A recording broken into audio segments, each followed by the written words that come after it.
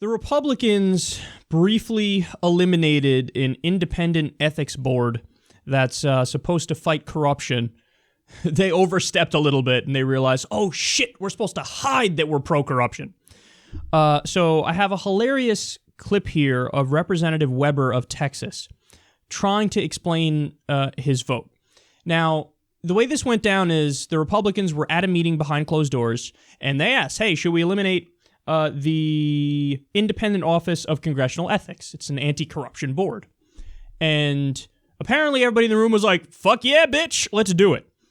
Now, maybe they didn't piece it together, but hey, assholes, what you're going to have to do is come out of that, closed door meeting, go to the House and get on record as being in favor of getting rid of that.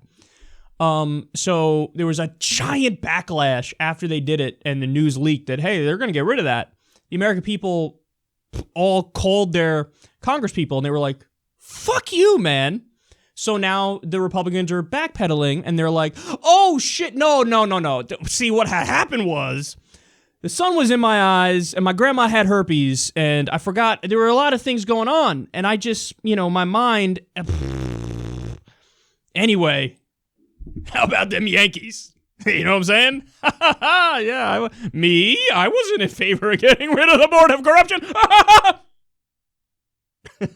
So this is what was going on, and now we have video of one of them who obviously voted in favor of getting rid of this board. And look at the fucking tap dance he does. This clip, I know it's early in 2017. This clip made my year. Watch this. Yet the proposal put Republicans in an awkward spot, with some refusing to say if they wanted to weaken the panel. Did you vote for that? That was a voice vote. It was not a recorded vote. Quite frankly, I sat there and observed. So did you abstain from this vote, or did you take a position? What was your position? It was clear that it was going to pass, so there was a lot of discussion about it, and so it passed. That's the main thing. Did you support it? Good morning. I've not been a victim of the OCE, so there was a lot of discussion about the lack of due process, the lack of transparency. So, again, both good arguments. This is a rare instance where I'm going to give credit to CNN, and obviously the person who gets the credit is the reporter I've never heard of. That guy will probably be gone soon because he's actually trying to hold politicians accountable. So, sorry, buddy, I don't know what your name is, but you better start looking for other jobs because they're going to get rid of you after that. But look at the tap dance he does. Did you, Representative Weber, did you vote for that? Well, it was a voice vote. Yeah, I asked if you voted for it. It was a voice vote. That's not a response. Did you vote for it? Look, it was a voice vote, and there were a lot of people in the room, and things were happening. And me and Ted, we had just played Parcheesi, so we had figured that we're going to go grab a sandwich, and then we're going to come back in the room, we're going to sit down, we're going to be with everybody. And it was a nice day that day. It was sunny out that day, but, the weather took a turn for the worse. Right now, it's chilly outside, and it's a little rainy, so I got to go. What was your position? Well, people, they wanted it passed, and that's the important thing. What? Did you support it? There's arguments that are arguments, and the great philosopher Socrates once said, dude, it's so obvious you voted for it. Like, they're such slimy scumbags. And understand, this is what happens when you have an adversarial media. This is what happens when the media actually does their job. There was a great, I forget who said it, but there's a great point somebody made that in France, the politicians are scared of the people. In the US, the people are scared of the politicians. We need to flip that dynamic.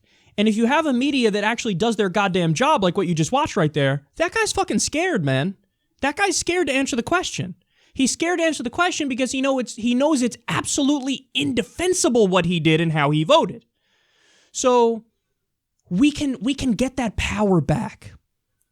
In a constitutional republic and a representative democracy like we are, the power is supposed to be with the people. When you talk about constitutional issues, those are off the table. Those are your rights. They're not open to a democratic vote, nor should they be. You can't have the majority take away the rights of the minority, of course. But on all the other issues that aren't rights issues, yeah, the representatives are supposed to represent you and me. So when they don't do that, well, that's what the media is supposed to be for. Hey, we saw that you guys voted in a way that the American people despise. I honestly believe if you did a poll on this, over 90% of people would say, of course I disagree with getting rid of the Independent Office of Congressional Ethics, this anti-corruption board. What am I, fucking pro-corruption? Like, what are you kidding me? So these guys know, I can't fucking defend this. So he's got to run and hide. He's got to...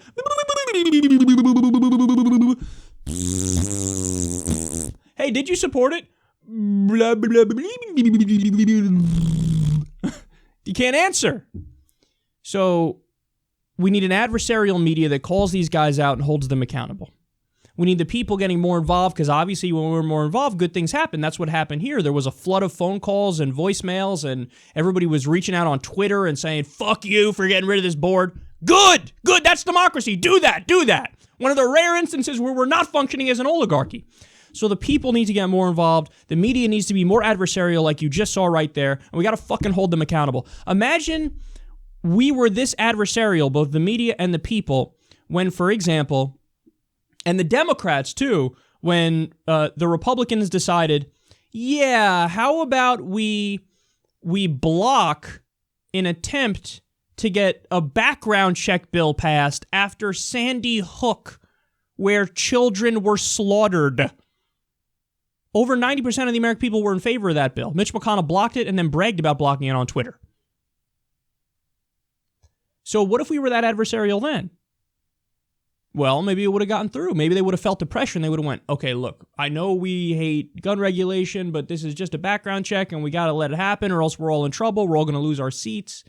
So we can get stuff done. And I do have more hope today based on the fact that the Republicans caved on this. Because they had to. Because such a fucking backlash. They were like, oh, shit, they're all scared to lose their jobs. Because think about how well that'll sound, how good that'll sound in an attack ad.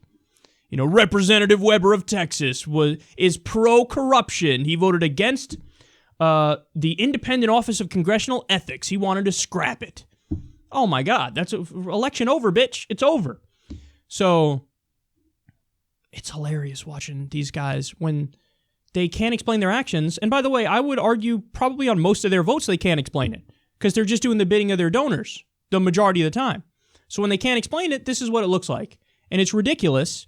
And when you expose that it's ridiculous, good things happen in response.